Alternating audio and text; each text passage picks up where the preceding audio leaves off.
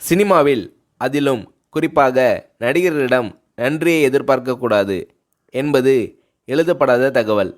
ஆனால் குறிஞ்சிப்பூ போல் நன்றி மறப்பது நன்றன்று என்ற எண்ணம் கொண்ட நடிகர்கள் வெகு சிலர் உண்டு. அதில் வடிவேலும் ஒருவர்.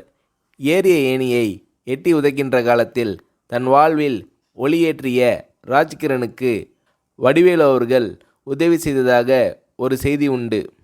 அந்த உணர்வு எப்படி வந்தது?